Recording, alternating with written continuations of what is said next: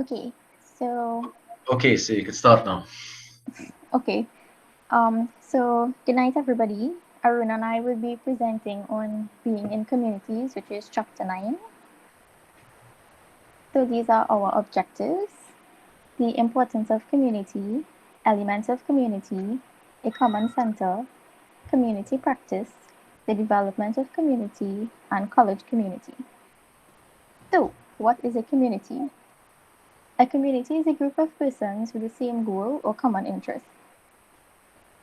Importance of community. Relational leadership is a relational process of people together attempting to accomplish change or make a difference to benefit the common good, using the knowledge of self awareness to lead a group to achieving previously stated goals. So, this is just a picture stating a few important aspects of relational leadership. So, we have foster teamwork, which is the development of skills to work collaboratively and independently to create team success and satisfaction. Coach and mentor, the practice of developing the performance, learning, ability, and growth of others. Advocate, the ability to energize and mobilize stakeholders and sustain their commitment to changes in approaches, processes, and strategies. Manage self, the cultivation of self awareness, mindfulness, and resilience to effectively engage with organizations, peers, and patients in a meaningful way. So, the essential aspects of relational leadership: knowing about community, believing in the worth of community, being skilled at developing and sustaining community, and just a note, in reality, perfect communities do not exist. So, a group of persons that come together for a purpose always participate in conversations about the questions: who are we and what matters? So, Gardner asserts that skill in the building and rebuilding of community, not just of community is not just another of the innumerable requirements of contemporary leadership. It is one of the highest and most essential skills a leader can command. Relational leadership calls for attending to community as a discipline. Discipline in this case refers to a concept to be studied, learned, and practiced, as one would learn academic disciplines such as biology, English, or history. So, just to add to that, it is not It is not enough to understand self and others. Understanding is essential to creating and nurturing the context in which the group or organization functions. Thinking of relationships in that setting as a community focuses participants' attention on the responsibilities, the processes, and the spirit of working together. So, think about the most effective and meaningful classes, committees, or groups you have experience in. You probably felt a commitment to the whole and felt like you mattered and were meaningful to others in that setting. Not all groups feel that way. You can probably recall or imagine a group you had to be part of, but which had little value for you, or in which you felt little in common with others, or little commitment to the task in that setting. That group may have accomplished its goals, but few members would say they enjoyed working together. They probably would not want to work together again if given a choice. So has anybody been in this type of situation before where they were in a group and didn't enjoy working with people? Yeah, me. Yes. I think we all had that experience at some point. So now we move on to elements of community. A community is most often described as a social group that not just only shares an identity and structured pattern of interaction, but also a common geographical territory. However, community is not just a place where interaction occurs, but also an attitude of connection and commitment that sustain relationships and purpose. Sharing that community commitment is the essence of relational leadership. So, Gardner extends the traditional definitions of community to refer to effective communities as those that practice these 8 elements. So, wholeness, incorporating diversity, diversity of ideas, skills, and experiences, Bring to a group's shared goals the many talents of people gathered as a community. If all community members saw things the same way, had the same skills, and had the same life experiences, their ability to be resilient and face change would be limited. A shared culture. In this case, we are not talking about religion, but something we all have in common. We have a shared culture as being students, and by having this shared culture, we are able to be empathetic towards one another and help each other when in need. Good internal communication. Good communication is key to a successful community because without good communication, the community may result in more issues. Caring, trust, and teamwork. I think this point ties in with good communication because it brings care, trust, and teamwork. For example, here's where I'm talking about my field in radiography. When we go out in a clinical setting and we have a patient with numerous x-rays to do, we all come together and discuss who is going to do which body part. So that way everybody could get practice and it's not just one person doing all the work. So everybody benefits. Group maintenance and governance. So imagine we have a football or a cricket team. The coach takes care of the politics behind the team. The coach controls practice, schedule, meetings, etc. Therefore, without a coach, the team would have no agenda. So, in our field, we have a clinical coordinator who organizes which hospitals we have to go to, from what time, and on which days. So, if we didn't have a coordinator, things wouldn't flow smoothly and it would become chaotic. Participation and shared leadership tasks. Participation and shared leadership tasks are team members' duties. All members need to show up to practice on time and when scheduled, otherwise, the team goals would not be met. So, relating this to our field, if we all do not go to clinicals and get our practice in, we will not be well equipped or successful in passing our external exam, which is our main goal. Development of young people or new members. So, as we grow and get older, we take more responsibilities and initiative. For example, when we started going out to clinicals, we were very shy and didn't want to take the opportunity to take an extra on our own. But now we take every opportunity because because we need the practice and we are used to it now. Looking back on that time compared to now, we definitely can see the difference in ourselves. Links with the outside world. So every year, radiographers have an international conference where radiographers from all around the world they come and they talk about new developments in the field. They also share contact info with new persons they have met, as well as students, so they can keep in touch and have discussions about certain topics. So here I want to mention that other traditional views have held that communities need face-to-face interaction, which is possible only through close, close geographical proximity.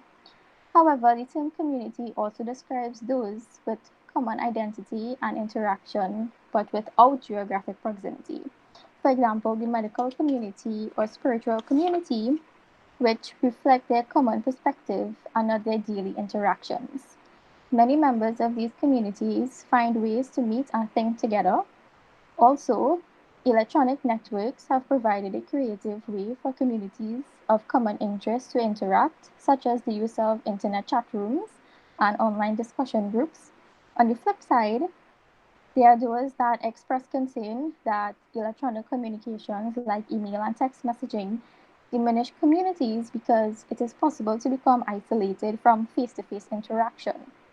But the effective and responsible use of electronic communication can facilitate community. For example, think of how you feel closer to the community of your high school friends when you could message them wherever they live. So I'll pass you on to Aruna. A common center. Can anyone tell me a community or communities that they are a part of?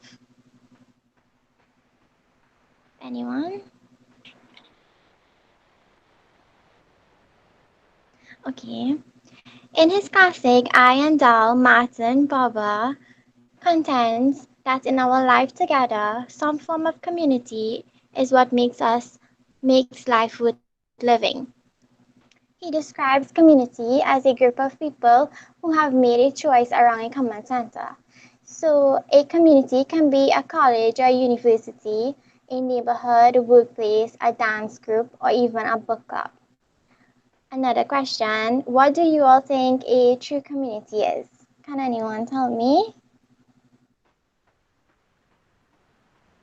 Community, I would say, is like a group of people, like your neighbors, coming together, and you have like community activities. Sometimes you have like you're celebrating holidays, Yeah, um or you're having festivals. Like my community, we have a neighborhood watch group, and then like every yes. year or so we host like a family day where we have family sports and stuff. Okay, yes, that is a community. So, but a community, can you change your slide, Amanda? Okay. A true community is not a collection of people who all think alike, but people with differing minds and complementary natures. So, a simple example is our friends group. If we all think about it, I'm sure even if you and your friends or a best friend share certain similar traits or interests, you all have different backgrounds, experiences, and values to contribute.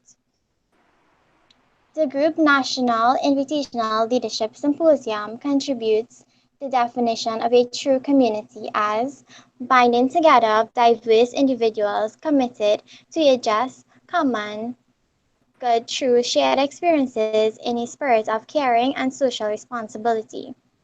Developing communities like this community depends on the relational leadership that deeply values the inclusion of all members empowered to work together towards common purposes. So, in the radiography department, everyone has their own responsibilities, like the radiographers, the senior radiographers, post processing clerk, etc. However, each member has to be willing to work together with their colleagues to produce the most diagnostic images possible. For example, the radiographers develop a relationship with the radiologist in cases where the radiologist needs assistance in making a final diagnosis or if he doesn't spot a specific pathology. This is all done for the purpose of the patient's well being. So, in the department, if everyone weren't willing to work together, then the process wouldn't be as smooth as it should be, keeping in mind that no community is perfect. Next slide. That one is now. Openness should be a central practice in any community. True dialogue requires listening and being willing to give up the need for control, even when your ideas and thoughts are in conflict with those of another. Here we can use the relationship between the radiographer and the radiologist again. The radiologist has to be willing to accept the advice of the radiographer, else he'll just end up making a misdiagnosis of the patient. Being in a community requires the realization that a member's own needs will not always prevail. Barber 1958 reminds us that this does not mean accepting the views of others just to create a false peace. Rather, it means keeping in mind the commitment to other values. So let's say that the radiologist has an attitude or just not willing to cooperate, and the radiographer was more willing to keep quiet and not, sorry, the radiographer was more the quiet type, not willing to socialize. But the radiographer notices that the radiologist hadn't identified a major pathology, and he points it out. And now, because they don't have a good relationship and they do not trust each other, the radiologist would be like, oh wow, okay, and not even bother to make the change in the diagnosis of the patient, causing the patient to suffer the consequences. Next slide. Communities are the mirrors in which we see our true selves. As John Donne said, no man is an island unto himself. Next slide. Communities of practice. Being a member of multiple communities may mean either having only one passive connection or being a name on a roster. An individual may be associated in many communities, however, limited time, disinterest, and shifting priorities can cause the individual to become affiliated with only one community and not highly active in the others. Next slide. Being a member of a community of practice implies an engagement with others who are working towards some action. The people in that community are doing something, and you are part of that in some meaningful way. So, as Demanda explained, Trinidad and Tobago has a society of radiographers, which includes radiographers from throughout the country. The students are not members of the society yet, however, we are a part of their community as they include and invite us to conferences, and we also have the option of presenting our research papers. This brings us comfort and motivation. Each person belongs to many communities of practice, but with varying degrees of centrality. In some communities of practice, we are only peripherally involved. For example, a student who logs into class for the sole purpose of being present on the roll but not paying attention in class or contributing to the discussion. In others, we are centrally involved. So the same student always physically and mentally present to attend parties and any other social event, making them centrally involved in their social life but not their academic life. So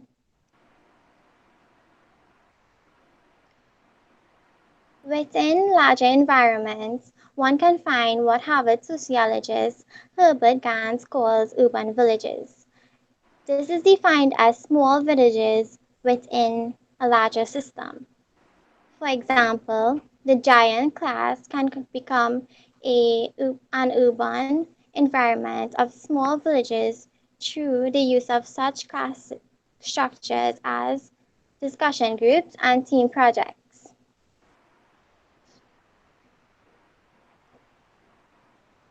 The social networks we form in these communities of practice are critical to accomplishing shared goals as well as our personal identification and satisfaction. Most Americans have replaced socializing with neighbors with socializing with friends and colleagues from the workplace, which is referred to as social capital. This, this features of social organizations such as networks, norms, and social trusts that facilitate coordination and cooperation for mutual benefit. Next slide. How can those communities best function to fully engage community members? The policies The policies, behaviors, expectations, norms, and other structures may promote or prohibit your meaningful involvement in that community. An individual has to decide to be part of the larger community, and the community has to be involved and welcoming individuals.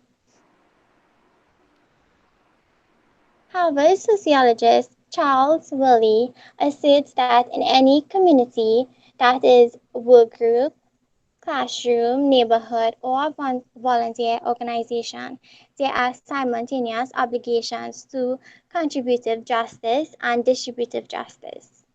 So, contributive justice is where individuals contribute to the group's belief that it is fair and reasonable for each to do his or her part in the greater whole, upholding obligations and feel a commitment to shared purpose. purposes. Distributive justice. Caring for all community members and ensuring that each is included, is heard, and is not hurt or disadvantaged to the community membership. With contributive justice, with contributive justice, each individual is responsible for themselves, whereas distributive justice, the members of the communities openly show concern for each other and they motivate each other to achieve the community's desired goals. Next slide. Some people in the communities do not uphold their responsibilities nor share the transcendent values that bind a community together. For example, to develop and grow, ideally, individuals all share their experiences, new findings, and or superior knowledge with each other to push themselves closer to the community's desired goals. So, where there are persons who choose to not participate in this duty, it slows down the entire process and the group's progress. For example, not only myself but other students mention that when they go to specific hospitals, there are radiographers who the do not allow us to perform procedures or even answer our questions, even though they are not being paid to tolerate us. They were once in our position. Communities sometimes act to remove members who are not willing to uphold shared values. Next slide. Ulrich states that communities strive on serial reciprocity, meaning Chris will help Mary move the refrigerator, and Mary repays that kindness by not necessarily by helping Chris back, but when she helps for me, Diane put the flyers up in the hole. Diane likewise pays Mary back when she picks up the trash that has spilled out of the trash can and can end at the end of the hole. So Mary's way of helping is that she's helping the community, and Chris is a part of the community. Next slide, Amanda. Okay, so development of community. Community does not magically happen. The development of a spirit of community must happen intentionally. So Scott Peck identified four stages in the development of a true and authentic community. They are pseudo community, chaos, emptiness, and true community. So pseudo community, the essential dynamic of pseudo community is conflict avoidance. Members are extremely pleasant with one another and avoid all disagreement. People, wanting to be loving, withhold some of the truth about themselves and their feelings in order to avoid conflict. Individual differences are minimized, unacknowledged, or ignored. The group may appear to be functioning smoothly, but individuality, intimacy, and honesty are crushed. Generalizations and platitudes are characteristic of this stage. So, the second stage, once individual differences surface, the group almost immediately moves into chaos. It is a stage of uncreative and unconstructive fighting and struggling. It is no fun. This stage can be dangerous because some give up and retreat instead of working through this stage. It is important to find meaning in the idea that even fighting is better than pretending you are not divided. The third stage, the way through chaos to true community is through emptiness. It is the hardest and crucial stage of community development. It means members emptying themselves of barriers to communication. The most common barriers are expectations and preconceptions, prejudices, ideology, theology, and solutions. The need to heal, fix, convert, or solve, and the need to control. The stage of emptiness is ushered in as members begin to share their own brokenness. Therefore, meaning defeats, failures, fears, rather than acting as if they have it all together. So, the last stage, true community. In the fourth stage of true, authentic community, conflict still arises, but there are ways to be heard, and community members usually know they cannot reach consensus or any level of agreement without disagreements to create truly better decisions. Members begin to speak of their deepest and most vulnerable parts, and others will simply listen. So we move on to 7 community building principles. Participants who want to be highly engaged in the work of any community need to assess the ways in which they can become effective community members. So, this guy in 1991 proposes that individual participants practice these 7 community building principles. Being committed, commitment to others is a prerequisite for community to exist. Be mindful. Think about what we do and say. Focus on the process, not the outcome. Be contemplative in examining your own behavior. Be unconditionally accepting. Accept others as they are. Do not try to change or control them. Minimize expectations, prejudice, suspicion, and mistrust. Be concerned for both yourself and others. Engage in dialogue whenever possible. Consult others on issues that affect them and be open to their ideas and fight gracefully. Be understanding. Strive to understand others as completely as possible. Be ethical. Engage in behavior that is not a means to an end, but behavior that is morally right and of itself. Be peaceful. Do not be violent or deceitful. Breach value promises or be secretive. Strive for internal harmony and harmony in relationships with others. If each participant has the mental model of their organization as a community and practices community building skills, the group will be enriched.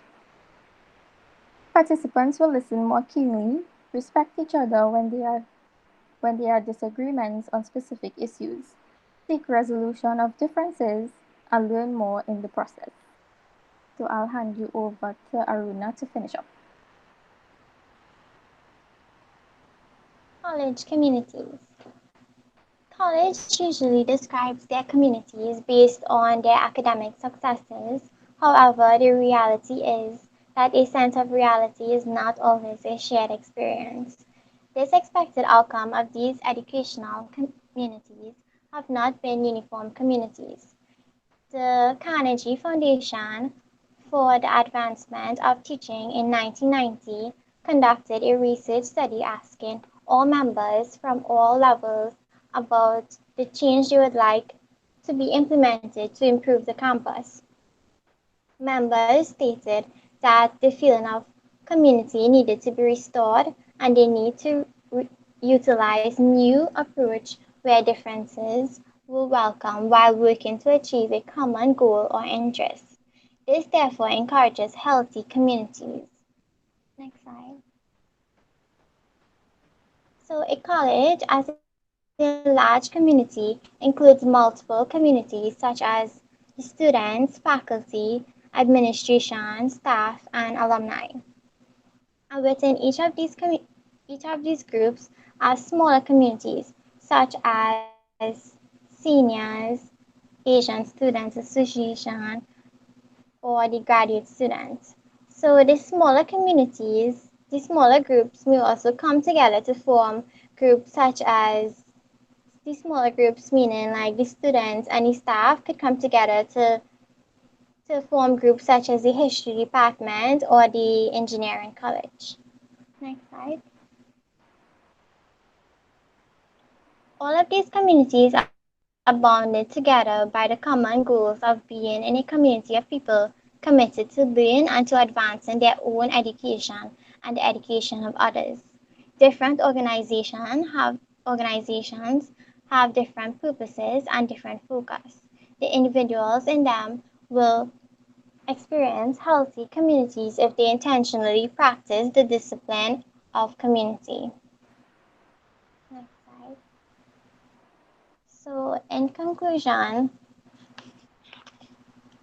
framing any group or organization as a community of people working together for shared purposes enhances relational leadership. Thinking of that group as a community connects participants to a shared paradigm of expectations and obligations. To flourish, communities require relational leadership. Relational leadership community practice values community as the context in which meaningful change can occur. Next slide. These are all our references, and thank you everyone for listening to our presentation.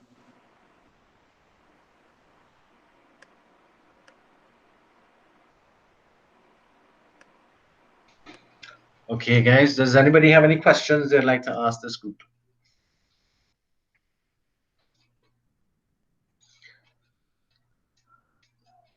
Okay, so seeing as there are no questions, we'll stop the recording.